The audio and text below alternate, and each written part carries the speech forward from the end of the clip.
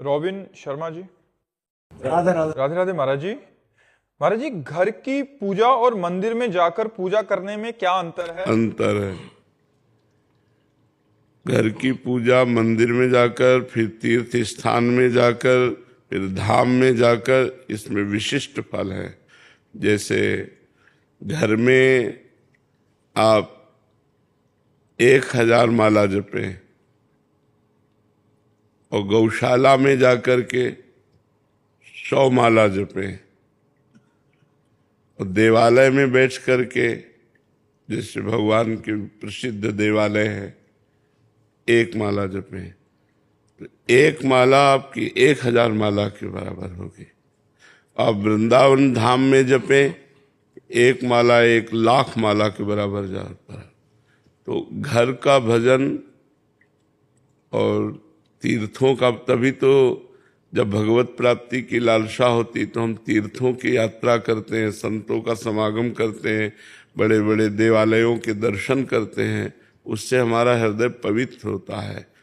तो ये जरूर है कि घर में जो हम उपासना करते हैं उससे कई गुना लाख पुरियों में, धामों में। अब जैसे अपने घर में बैठकर भजन कर रहे हो, गंगा के तट पर बैठकर भजन कर रहे हो, तो अंतर नहीं होगा। गंगा की धारा बह रही हो, आप माला चला रहे हो। अच्छा, गंगा जल के अंदर खड़े होकर भजन कर रहे हो तो उससे भी ज्यादा लाभ होगा। गले तक गंगा जल में खड़े और भगवान नाम स्मरण कर रहे हो, भगवत ध्यान। तो ये भजन की पद्धतियां हैं। घर से कई गुना लाभ तीर्थों में, पुरियों में, धामों में, पवित्र यमुना, गंगा, नर्मदा आदि के तट पर बैठकर भजन करने से, गौशाला में भजन करने से कई गुना लाभ प्राप्त होता है। और कोशिश करना चाहिए कि थोड़ा समय निकालकर हम ऐसे पवित्र स्थानों में भजन करें। जैसे आप लोग धाम आए हो तो मनोरंजन मत करो। 1 दिन 2 दिन के लिए, 4 दिन के लिए आए, कोई गंदा आचरण मत करो। 1 दिन उपवास करो, यमुना किनारे बैठकर नाम कीर्तन करो, वृंदावन की परिक्रमा करो। हो सके तो 10-20 रुपया के फल फूल लेकर के यहाँ के जैसे बंदर हैं ऐसे दान कर, साधु महात्मा ऐसी सेवाएं, ऐसे मंगल में कार्य करने चाहिए जिससे हमारे दुख कटते हैं और हमें सुख प्राप्त होता है। और जो लोग यहाँ आकर के भी गंदे आचरण करते हैं, पाप आचरण करते हैं, मनमानी आचरण करते हैं, फिर दुख भोगेंगे। तो यहाँ का पुण्य भी लाख गुना है तो पाप भी लाख गुना है। ये बात समझो। अगर पाप किया तो वो भी लाख गुना है, वो आपको दंड, भारी भयंकर दंड देगा, क्योंकि धाम का किया हुआ पाप है। सर्वत्र किया हुआ पाप धाम में प्रवेश होते ही नष्ट हो जाता है, लेकिन धाम का किया हुआ पाप फिर आपको कहाँ नष्ट होगा। धाम ही कृपा करे तो नष्ट हो सकता है, नहीं भोगना पड़ेगा। वज्र की लीक होता है जी। कीर्ति दुबे जी, यूएसए से। राधा वल्लभ शेरवंश महाराज जी।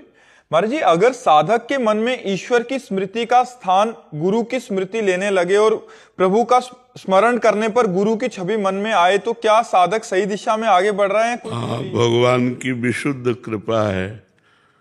ध्यान मूलम गुरु मूर्ति, पूजा मूलम गुरु पदम, मंत्र मूलम गुरु वाक्यम, मोक्ष मूलम गुरु कृपा। भगवान कहते मोते अधिक गुरु ही जिए जानी, मेरे से भी अधिक गुरुदेव को स्थान दे।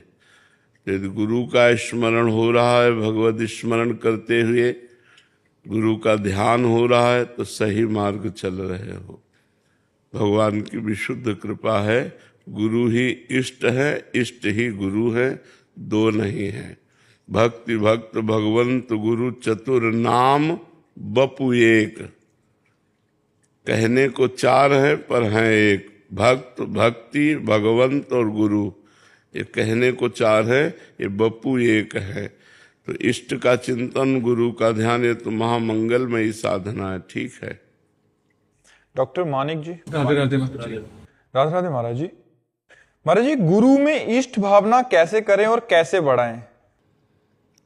देखो, भावना करनी क्या है, मानना पड़। जैसे माँ है तो माँ में माँ की भावना कैसे करें, कभी प्रश्न आता है क्या? क्योंकि वो हमारी माँ है। तो शास्त्रों में, संतों ने, भगवान ने गुरु स्वरूप की महिमा का वर्णन किया है। भगवान ही गुरु रूप में आते हैं। बंदो गुरुपद कंज कृपा सिंधु नर रूप हरि। मैं गुरुदेव भगवान के चरण कमलों की वंदना करता हूं, जो कृपा सिंधु हरि ही नर रूप में आए हैं, जिनके वचनों के प्रकाश से अज्ञान अंधकार का नाश हो जाता है। वो साक्षात परब्रह्म, गुरुर् ब्रह्मा गुरुर्विष्णु गुरुर्देव महेश्वरा, गुरु साक्षात परब्रह्म तस्मै श्री गुरुवे नमः। तो हमें शास्त्र की बात माननी पड़ेगी, संतों की बात पर श्रद्धा करना पड़ेगा, ये मानना पड़ेगा कि गुरुदेव भगवान हमारे ब्रह्म हैं, गुरुदेव भगवान हमारे भगवान हैं। जैसे देखो, हम मान करके ही तो पाषाण मूर्ति में भगवान की आराधना करते हैं। एक छवि ले लिए, छाती से लगाए घूम रहे हैं, तो उसको भक्ति भाव नहीं आ जाता, प्रेम आ जाता है। जब एक छवि में, अष्टधातु की मूर्ति में, पाषाण मूर्ति में, काष्ठ मूर्ति में हम भावना कर लेते हैं कि मेरे भगवान हैं, तो मुझे अनुभव होने लगता है कि मेरे भगवान हैं। उनको भोग लगाते हैं, पाते हैं, बड़ा आनंद आता है और वास्तविक उसकी सदगति हो जाती है। तो चलते फिरते चैतन्य घन सदगुरुदेव में भगवान की भावना करना कौन कठिन है। अपने सनातन धर्मावलंबी तो पाषाण में भगवान की भावना कर लेते हैं। तो चलते फिरते मनुष्याकार में यदि हम भगवान की भावना करें तो कौन सी कठिन बात है। भावना करनी मेरे गुरुदेव भगवान, और फिर धीरे धीरे आपको अनुभव होने लगेगा कि मेरे गुरुदेव भगवान है। पर ये भावना पहले करनी होती, पहले भावना करनी होती। उसी भाव से, उसी अदब से हम रहें। जय बार गुरुदेव सामने पड़े तय बार प्रणाम करें, जय बार गुरुदेव